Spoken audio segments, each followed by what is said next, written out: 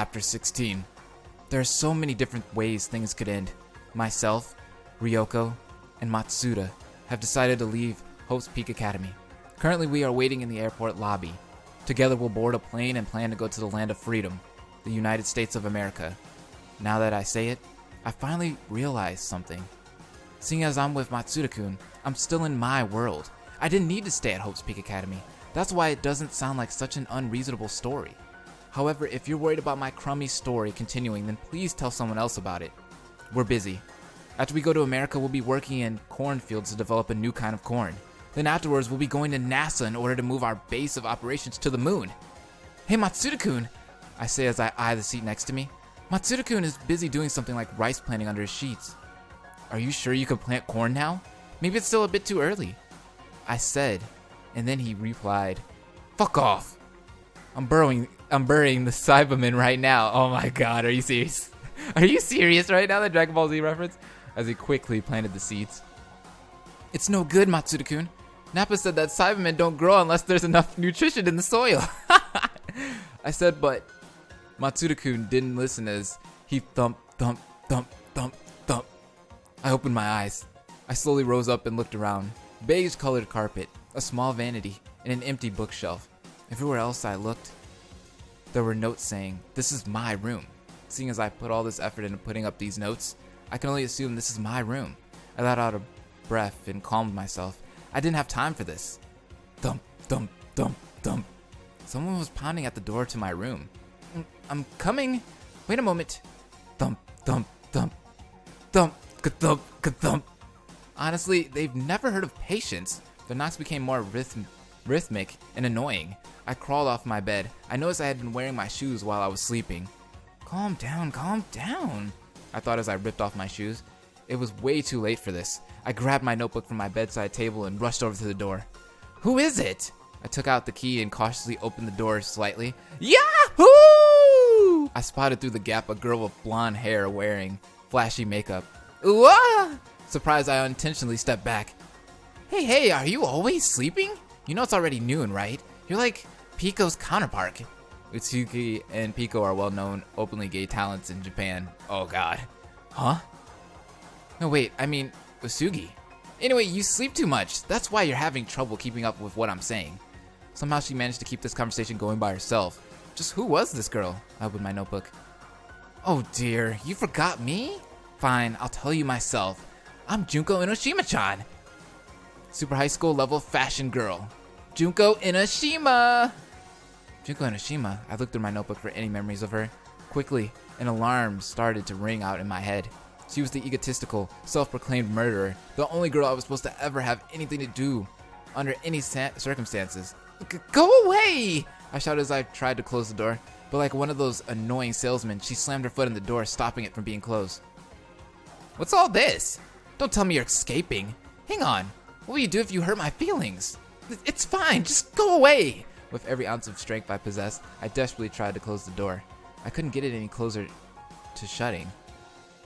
Ding dong! I got it. A brilliant idea. Didn't you say you thought I was crazy? Don't you think I have a few screws loose? You don't need to tell me, do you? I realized that a long time ago, didn't I? Well, I have something that'll blow your mind. As she was finishing, she threw her hands out wide with crazy eyes. What? You want to know? But if you figure it out, your mind will be blown. This girl's like something from an alternate dimension. But that's not what I'm wondering. I want to know how I come into things. Well, if you're so insistent, excuse me. Like a bulldozer, she forced my door open and then entered my room without permission. Stop! As I tried to escape from her, running to the back of my room, she grabbed the collar of my shirt. Ugh. You know, wouldn't it be better if you stopped trying to escape me? I mean, after all, I'm the one who has your old notebook captive now, aren't I? Don't you hate it? Haven't you come to detest me? It's fine. It's fine that you have my old memories. I don't remember them anyway. As I violently struggled, for some reason the girl let go of me. I fled as fast as I could to my bed. I pulled the blanket over my head and began yelling out to her. So just leave me alone already. Stop trying to get me involved. This has nothing to do with me. As I yelled out, she replied, I see. You're just fine being holed up in your tiny, tiny world. I could hear Enoshima-san's cold voice through the blanket. But you know, that Matsuda guy will just end up dying. Are you really okay with that? At that moment, Feelings I thought I had buried bubbled up and welled in my chest. What did you say? What are you gonna do with Matsuda-kun? I tossed away the blanket and the girl crept closer to me, and then something unexpected happened. Enoshima-san wore a huge grin on her face, and she pulled me into a hug. Huh? As I was frozen stiff by sheer surprise, she softly whispered something into my ear. Hey, it's okay. If you hate me enough, you'll want to kill me. If you come to hate me, then it'll become all the more despair-inducing, and that'll make this story all the more thrilling. Wait, let go of me! Hate, despise, fight. Break out of your shell and let the real you run free. You're not so trapped in your world as you think. Now then, set free the new you. It might hurt now, but don't worry. You're still at the teething stage. Once you're through that, it'll be your birthday, and the real you will be born. I bit Enoshima-san's ear. Ow, ow, ow, ow, ow! As she flinched, I took my chance and jumped back. It's too irresponsible. Why do you keep trying to get us involved in something that has nothing to do with us? Even if you're not involved in it, even if it has nothing to do with you, you'll end up dragged in, she said as she rubbed her bitten ear. She turned to me with an ecstatic smile on her face. Car crashes, natural disasters, accidents, war. There's a countless amount of people who die in them, but don't have anything to do with them. Do you understand me? That's the same. It seems like that to me. I quietly began praying. Dear God, I beg of you, please send a meteorite or something right now to hit this girl on the head. If you do that, I'll continue worshiping you for the rest of my life, right next to Matsuda-kun. Besides, you've been involved in this for a really long time now. You could say you have nothing to do with it as much as you like, but you've just forgotten about it. Huh? My prayer was interrupted by an overwhelming sense of confusion. By involved, what do you mean? It's already happened. She dropped her voice and spoke in a commanding manner. The worst, largest incident in Hope's Peak Academy's history. You've got plenty to do with that incident. Quickly, Ryoko Ononashi's memory notebook was grasped by Enoshima-san. Let go of that! Hey! Have you ever thought that memories you can't remember are pretty worthless and meaningless? That's why you're boobs for brains, Chan. She laughed politely as she slowly grew closer. You know, even if you forgot your memories, your actions won't exactly disappear with them. That said, if you forgot the modern world, your actions will still influence it, won't they? What are you saying? Hey! Have you ever thought about it? Your actions affect people all over the globe. You might hurt someone. You might torment someone. That's... Honestly, what a cruel world. But it's still the world. You're more tangled up and intertwined with people everywhere than you think. That's why one person's actions can save the world, and one person's actions could lead the world into a chain of despair. It's too incredible. This truly is a worthy world to live in. I listened to her stupid, absurd speech. I couldn't bear to listen anymore, and I had a shameful thought. Why is that? Somewhere in my mind, I agreed with her. Are you convinced now? Well then, let's get back to the start of our discussion. As she said that, Enoshima-san folded her arms. From now on, I'll go all out for you. In any case, since you're so involved with the world's largest incident in Hope's Peak Academy's history, you're probably thinking, just how am I so involved in the largest incident in Hope's Peak Academy's history? And so, we should probably move our next conversation to that next. Shouldn't we? Is that okay with you? It's fine with me. Though it's a little sudden. Alright, I'll tell you! Enoshima-san ignored my complaint and continued, by which I mean I won't tell you at all. Which is it? She could at least be a little more clear. I mean, it'd just be boring if I told you everything now. Why would I do that? That's what I think anyway. So, I'll explain what you have to do with the incident and about your real self. I think that's a good flow of the conversation. What do you think? My true self? This isn't a game. You were just thinking this isn't a game, but I can't tell you about that a bit. It doesn't fit in the story. I'll just drop a hint instead. Yeah, that's what I'll do. But wait. Because it's that kind of story. I gave up as her wording became more and more messed up. There's no point in trying anymore. Can you sum up what you mean? I said I'd give you a hint. Enoshima-san answered in an annoyed tone. By the way, when I tell you the hint, my role here will come to an end. After I finish what I'm saying, I'll go away. Go away? Really? I leaned forward without thinking, up until I had been in a slump. Okay, I'll tell you. Then I'll go. Go for it. I'm not especially lonely or anything. I was kind of overjoyed with this turn of fate. Enoshima-san's lips trembled as she opened them slightly. By the way, since this is kind of important, make sure you write it in that memo book of yours. I will. I got it already, so please continue. As I prompted her, I readily held my notebook. Inoshima-san cleared her voice softly and announced in a loud tone. Ta-da! This is an announcement. The hint is Juko Inoshima-san's purpose. As she said that, she held up her right hand and made a peace sign. In truth, she has two purposes. Saying that, she lifted her left hand and made a peace sign while pointed one finger up with her right hand. Purpose number 1 is to crush the symbol of this school's hope. Kamakura is Izuru, until there is nothing left. She then pointed up a second finger with her right hand. And then, the other purpose is, she paused to think carefully on how to say it, and then she practically screamed what she said next. To kill your beloved darling Matsuda Yusuke. Flump. As I heard that, I noticed I had dropped my notebook. I froze. My voice was completely paralyzed. Kill your beloved darling Matsuda Yusuke? As I thought about her incomprehensible words, fear and anxiety bubbled up in me and in no time at all spread to the tips of my fingers and toes. I was stiff. It was like I'd been stuffed in a full-body cast. I couldn't move a single finger. As I remained silent, Inoshima-san continued to stare at me. It was silent again. The girl kept her mouth shut. It stayed silent. Inoshima-san, with a trembling hand, stood up and left my room. Thunk! There was a sound of a door closing. I felt like an anemic, crouching down in a huge crowd. What the hell? My voice sounded like a small, dying bird trying to sing. My throat was squeezed shut. Matsuda-kun, she's going to kill. She's gonna kill Matsuda-kun? As I thought about that cruel word, it seemed to fill my entire world. She can't. She just can't do that. My face felt hot. My hair seemed to stand on end as my face heated up. She can't do that. My chest felt hot too. A fiery fury welled in my heart as it began to beat faster. As that happened, something strange happened. A hot magma boiled up from the pit of my stomach and eventually exploded as it reached my chest. It spread from my heart and continued to flow to every muscle in my body. I was motivated. I absolutely can't let her win. As I screamed that, I ran out of my room into the dormitory corridor. I wouldn't have quite believed it myself. I ran down the hallway like a bullet. In my hand, Ryoko and Otonashi's memory notebook flapped noisily in the wind. As I heard my precious partner's cries, I yelled out in my mind, I'll protect my world. I'll protect Matsuda-kun. The wind pushed against me as I ran down the dormitory corridor. Matsuda-kun, wait for me. I'll be there soon. Ryoko Otonashi runs. To become the savior of my world and of Matsuda-kun, I'll run. I still hadn't realized it. Me going to such huge lengths was in itself the very beginning of my own despair. I still hadn't realized just how despair-inducing it was. To be continued in the next volume. Chapter 1 of Volume 2.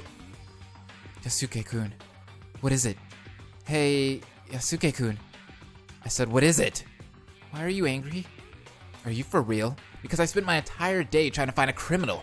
You should have said it was you who destroyed it all along. Why'd you lie about it? I didn't really lie about anything. I just didn't mention it. It's the same thing. Why'd you do such a thing? It's because you never leave your house anymore, Yasuke-kun. Huh? I thought maybe if I made a sandcastle, you'd come look. There's no sense in making them if you don't look at them. It's none of your business. Yasuke-kun, why were you hiding? Shut up! Don't you like people seeing you cry? I'll hit you! You can't hit a girl, Yasuke-kun. You're just another dim-witted girl with no personality. I won't cry, okay? I'm not trying to make you cry. I won't cry, because the person who really wants to cry is Yasuke-kun. What are you saying? I don't cry. Why do you keep pretending to be strong? I'm not trying to be strong. You don't have to pretend to be strong in front of me. I don't care if I'm a dim-witted girl with no personality. Ugh. Anyway, if I saw you crying, I bet I'd like you more. That's kinda gross. It's fine if it's gross. Besides, I've decided something. Even if you hide, I'll always be by your side. You can't escape me. You sound like a stalker. I'm not a stalker. I'm your lover. Since when were you my lover? Is that something you decided by yourself?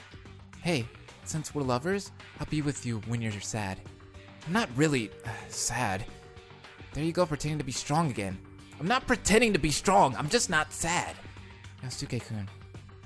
In the end, she didn't even remember who I am. She just figured I was just some kid she didn't care about. I couldn't even call her mom anymore in case she'd get scared. I had to pretend to be someone else's kid. I'm not gonna cry for her sake. Now that she's dead, I've got a load off my shoulders. I don't have to be an actor in a play anymore. But it was because of the disease. I said it was unavoidable, didn't I? I'm sick of hearing it. The doctor was always saying that. The doctor didn't do anything. If he were really a doctor, he would have cured my mom's disease. He sounded like a phony. If I were a doctor, I would have cured her easily. Are you gonna cry? I said I don't cry! Don't worry. I'll never forget about you, Yasuke-kun. What? That's a weird thing to say suddenly. It's not weird. I really mean it. Even if I forget everything else in this world, I'll absolutely remember you. If you do forget, what will you do? Then you'll cure me, Yasuke-kun. If you become a doctor, you'll be able to cure any disease I have, won't you? Well, yeah, I guess. And if you forget, I'll remember you. But if I don't remember, we'll still be together forever. We'd spend our lives looking after each other. I knew it. You really are a stalker, aren't you? Anyway, we'll always be together. Hey, since we'll always be together, it's okay to do embarrassing things. It's okay to cry. You can cry forever. You really are weird. So have you given up? You won't laugh at me? I won't laugh at you. You won't try to comfort me? I won't try to comfort you. You won't tell anyone. I don't have any friends to tell it to.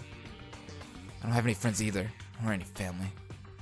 For the first time in his life, Matsuda Yusuke cried in public. Chapter 2. Host Peak Academy's East District, the faculty building. In the unpopular 4 floors corridor, only 2 sets of footsteps could be heard. One set of footsteps belonged to the school physician. The other belonged to super duper high school level neurologist, Matsuda Yusuke. The physician, with dark shadows cast over his face, led Matsuda. A depressing feeling floated in the atmosphere. Matsuda wore his usual dingy white shirt that fit him loosely. The hem of his shirt met his trousers and he wore a jacket of the top. It clung to his shoulders stiffly as he walked, most likely because he never wore it. Ah, I really owe you one for this, said the physician walking ahead of him. Matsuda raised his hand. He's nowhere near my specialty. I was extremely troubled on what to do, so I appreciate your cooperation with this. He had a relieved-sounding voice. Matsuda replied in an indifferent voice. Still, in the future you should talk to an expert about it. But if you can't do that, come to me. That's all there is to it, right? The physician choked back his words. Matsuda could not see his face from his position, but he could easily imagine the man in front of him looked concerned. Did something happen? Matsuda took some deep breaths to calm himself. It's fine. I'm not going to use the excuse that I'm a student on you. No. Instead, I should be helping the experts more. I see. In any case, I owe you my thanks. The physician's face returned to normal. However, in turn, Matsuda had only become more tense and irritated. He reminded himself to suppress his emotions. Either way, there's no turning back. So I can protect her, I need to keep going on. No, instead, I need to keep falling down? The physician continued to lead him around the corner. Matsuda followed him. The atmosphere immediately changed. This part of the corridor was eerily silent. He felt the temperature rapidly drop. On one side of the corridor, every window was covered up by thick curtains. The other side was lined with a number of doors. On each door there was a darkly tinted small window. This corridor was longer than the last. The faculty building was exactly as Matsuda had imagined it would look like since he first learned of its existence. Usually all the rooms are vacant, the physician abruptly started to explain. He may have sensed Matsuda's question. So then, I suppose he means these rooms are only really used in an emergency. He followed the physician, looking around absent-mindedly. The physician who had been walking ahead of him stopped suddenly. This is it. As he said that, he gestured to the door next to him. There wasn't anything unique about the door. In fact, it was a miracle the man was able to identify the door. Apparently all the equipment has already been delivered, but can you really go by yourself? The principal had asked for 2 people. It's fine, Matsuda replied flatly. No, but...